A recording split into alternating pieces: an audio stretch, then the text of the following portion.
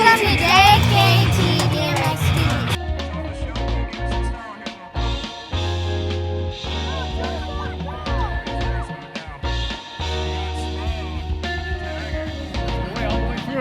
Go, Joseph, go!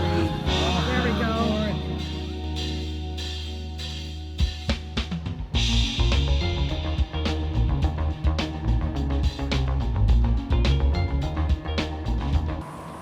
Today, we're going to be learning how to change a gear ratio, also known as rollout in inches. These are the tools that are required for the job. Hex keys, a chain whip, a spanner tool, a chain ring nut tool, Phillips screwdrivers, flathead screwdrivers, adjustable wrench, multi-wrench, and kingpin tool. These are the recommended additional tools. Rags, chain cleaners, a crank removal tool, a cable cutter and crimping tool, spoons, and a caliper. We're going to attach a chain cleaner to this before we get started on this. It's a Park Tool chain cleaner. I think the chain's not in that hole. It does a good job at removing grease, so your hands and or gloves don't end up quite as bad and you don't end up transferring grease to everything else. Once it's attached with a degreaser or solvent in there that's safe for chains, Like simple green. rotate the tool around like this. It's also going to help loosen up some of the grease on the chain ring and rear cog so that we'll be able to clean it up better when we're done. Partially dry off the chain. Once the chain's clean, we need to remove the chain. In this case, we need to identify the kingpin, which is here. You can see that it alters or is different in appearance from the links surrounding it. This has a retaining clip on it in this particular type of kingpin. I'm going to remove that using a flathead screwdriver. Good morning, actually good afternoon everyone. We'll get started in just a minute. And there we go. Not a Jesus. Now to continue removing it, we take off the plate. And then we just simply pop the kingpin out, which is going to release the chain. I'm just going to support against the crank and break loose the first one. And now I can just spin this guy off very easily. Just a moment ago, remove it by fishing it around the spider here and then off of the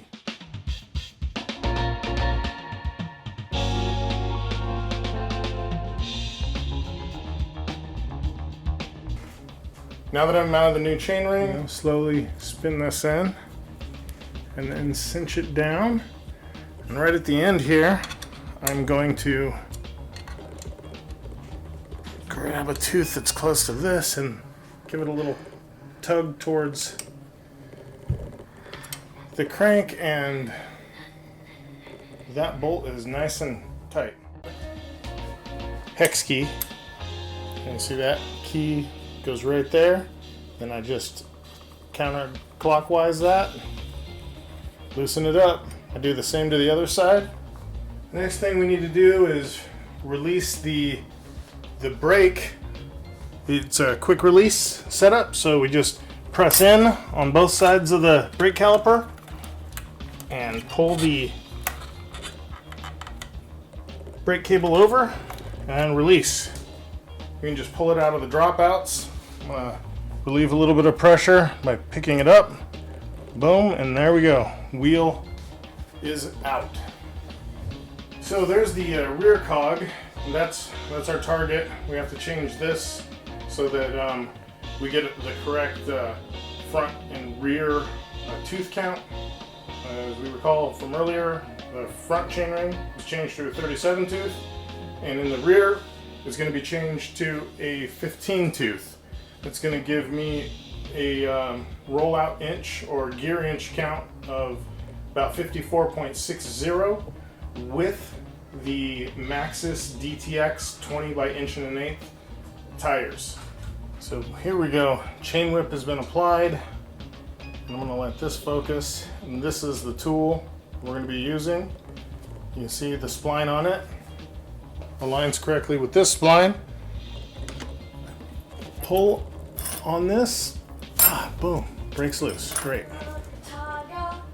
And once that retaining nut's removed, so with anything BMX, when it's going back together after we've done a little bit of cleanup, I like to add a little bit of grease. So it looks like to get this to work correctly, what I've had to do is install that larger spacer that I was showing. Drop the rear cog on that. Put one of the thicker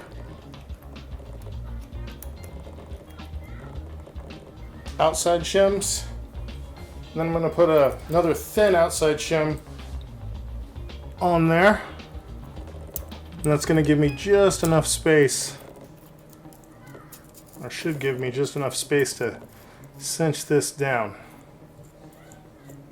and get it to hold on there nicely.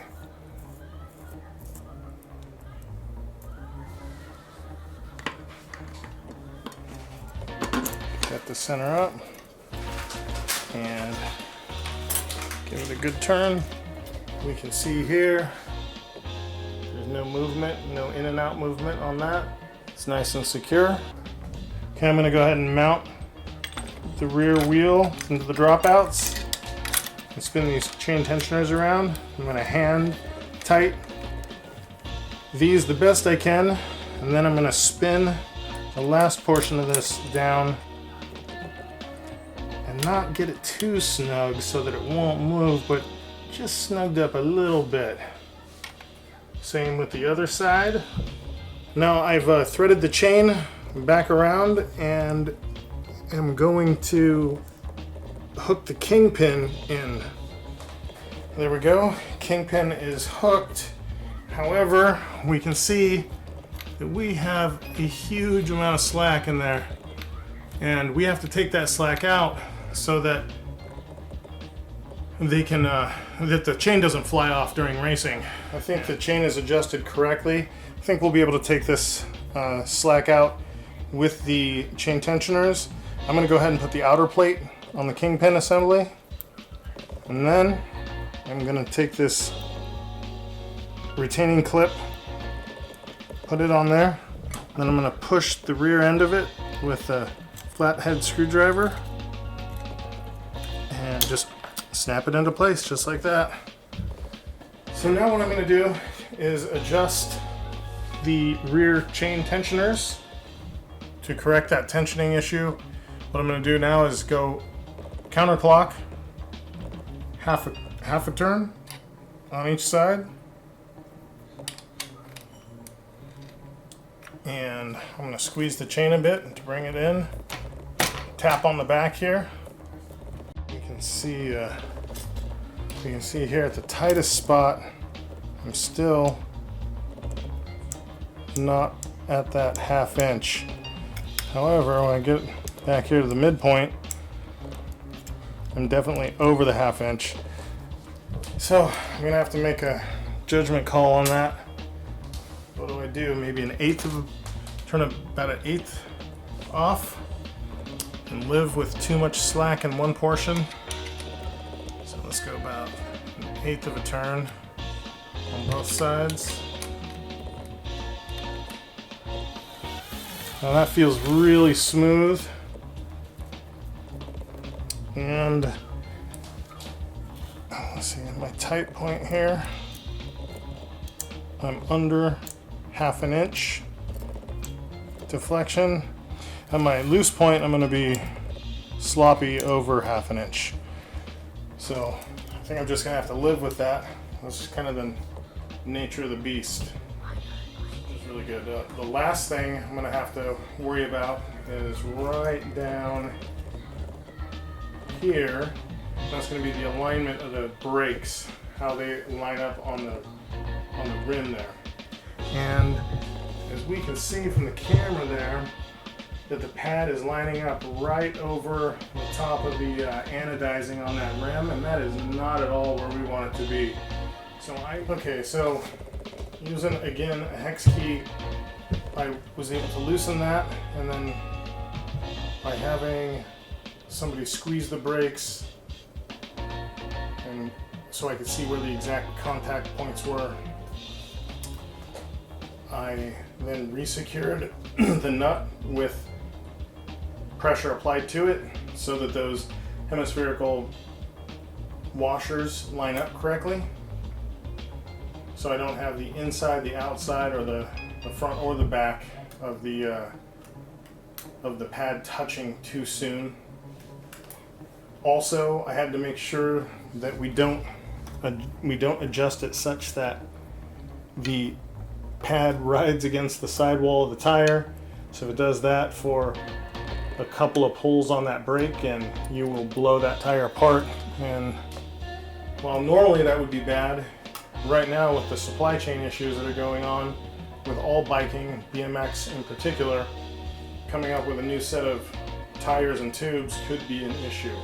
So the last part of this that I really need to worry about is getting both sides, and I'm trying to show a good angle here on this, but those brake pads are a certain distance off of the rim braking surface.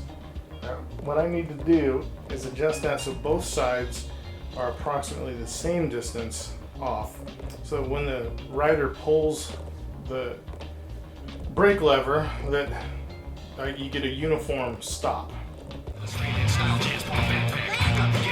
Like, subscribe, hit that bell button. We'll see you all next time.